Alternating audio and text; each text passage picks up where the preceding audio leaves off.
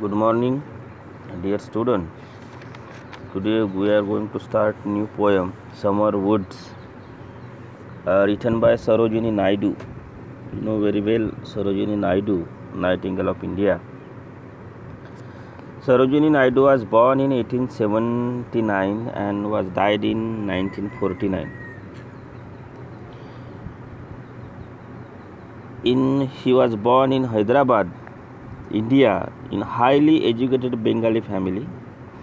She was sent to England for university education. There she met Edmund Gosse and showed him one of her poems.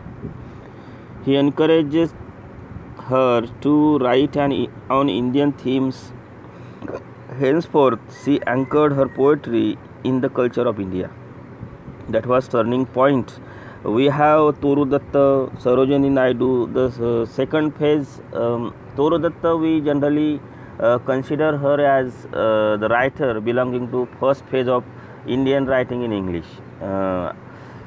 Then in second phase, particularly when freedom for Indian struggle was at her height, at that time we have the poets like Sarojini Naidu, Rabindranath Tagore and all other.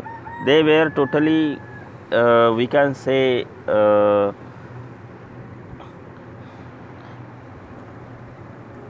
fascinated by, we can say, they were totally, they devoted themselves totally in the service of nation, and they wrote their poetries only to sing for India, to develop some patriotism, to arouse the feeling of patriotism in the mind of Indian people.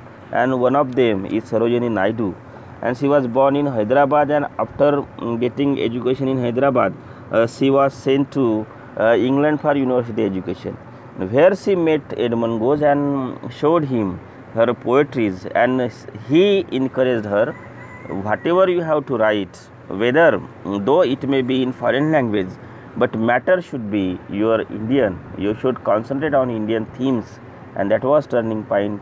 And she after that wrote almost all her poem on Indian themes and background. She was also the active participant in India's freedom movement, an outstanding public speaker. She was outstanding public speaker and was elected President of National Indian Congress in 1925. Underline this word. She was also elected as a President of Indian National Congress in 1925. She worked for women's education and franchise. She also worked for women education, women's right to vote, all that thing. Campaign against the Parda Paddhati that were very bad habit in our India at that time, were in practice.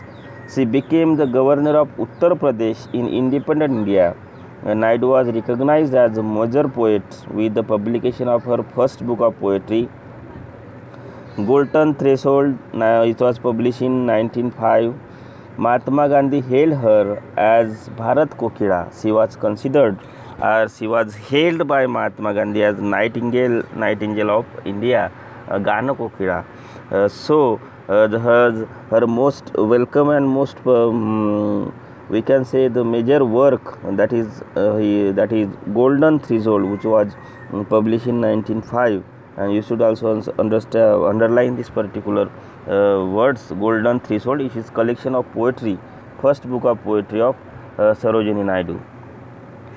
What is this poem about? The Summer Woods is very much pastoral poem.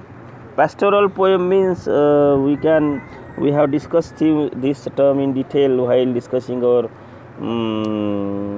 literary terms, but pastoral means there we generally find the background of countryside.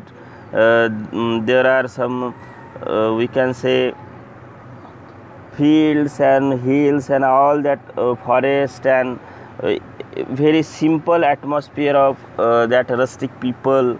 So villages and countryside, all that atmosphere we generally find in pastoral poems, and on which shepherd plays the most important thing, and that pastoral form is generally totally devoted to the life of shepherd, how he grazes her cattle in that forest and all that setting we can generally find in pastoral poetry. So in that way this particular poem is pastoral poetry, in which we also can find a countryside, find the natural background, the natural beauty of the nature.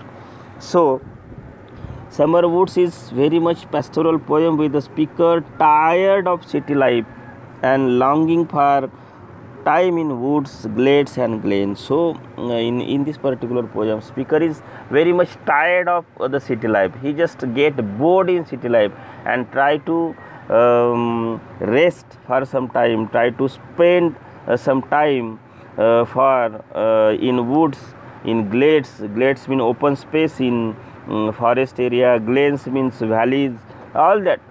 He just wanted to enjoy the natural beauty of the nature.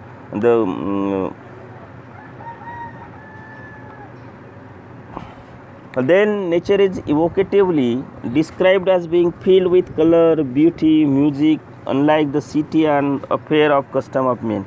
And you know very well, after the emergence of industrialization, very much people were attracted to city life, but after getting or crowded in the city areas, the emergence of slum areas and unhygienic situation there and all that, the people after industrialization just devoted themselves totally grabbing much and more money and just accumulating mass of accumulating more and more wealth, and they just we can say thrown themselves only in getting more and more money. They just forgot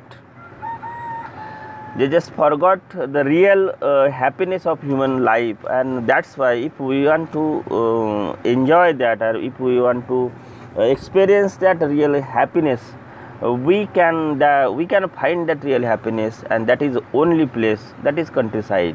And that's why it is this total this whole poetry has been totally described on the basis of that countryside, the real happiness of countryside.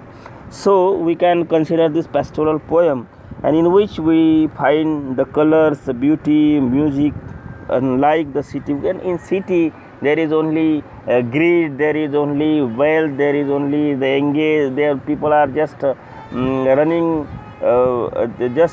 running to get more and more money, and all the real human happiness we generally cannot find in city life. So the real peace of mind, that we can only find. That's why she wanted to spend some time in countryside, means villages. There is an appeal by the speaker to fling all the care away. She says to fling, to take, to throw all your cares, fling all the cares away and settle in countryside, where they would be surrounded by natural beauty, like Krishna and Radha in Indian background. Like Krishna and Radha, we can say Krishna was also shepherd. He just used to graze his cattle in the forest, and the Radha also accompany with him. And the love story of Radha and Krishna is very famous in Indian background. So they enjoyed the real beauty of nature in their childhood while gazing their cattle and blowing that flute, all that.